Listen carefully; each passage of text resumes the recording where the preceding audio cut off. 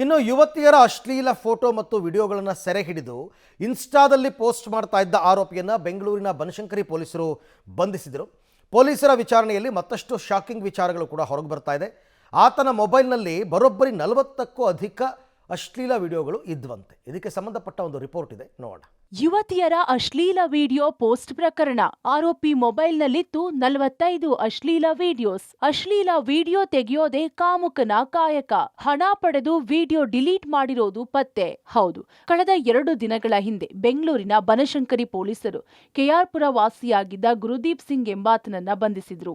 ನಗರದ metro, mall, ಪಬ್ಗಳು, ಐಷಾರಾಮಿ ಏರಿಯಾಗಳಲ್ಲಿ ಹೋಗುತ್ತಿರೋ ಯುವತಿಯರ ವಿಡಿಯೋಗಳನ್ನ ಅವರಿಗೆ ಗೊತ್ತಾಗದಂತೆ ವಿಡಿಯೋ ಮಾಡ್ತಿದ್ದ ಆರೋಪಿ ಆ ವಿಡಿಯೋಗಳನ್ನ ತನ್ನ ಇನ್ಸ್ಟಾ ಅಕೌಂಟ್ನಲ್ಲಿ ಪೋಸ್ಟ್ ಮಾಡಿ ವಿಚಿತ್ರ ಖುಷಿ ಪಡ್ತಿದ್ದ. ಅಚಾನಕ್ ಆಗಿ ಯುವತಿಯೊಬ್ಬರು ಇನ್ಸ್ಟಾದಲ್ಲಿ ತನ್ನದೇ ವಿಡಿಯೋ ನೋಡಿ ಶಾಕ್ ಆಗಿ ಈತನ ವಿರುದ್ಧ ಕ್ರಮಕ್ಕೆ ಒತ್ತಾಯಿಸಿ ಬನಶಂಕರಿ ಪೊಲೀಸ್ ಠಾಣೆಗೆ ದೂರು ನೀಡಿದ್ಲು.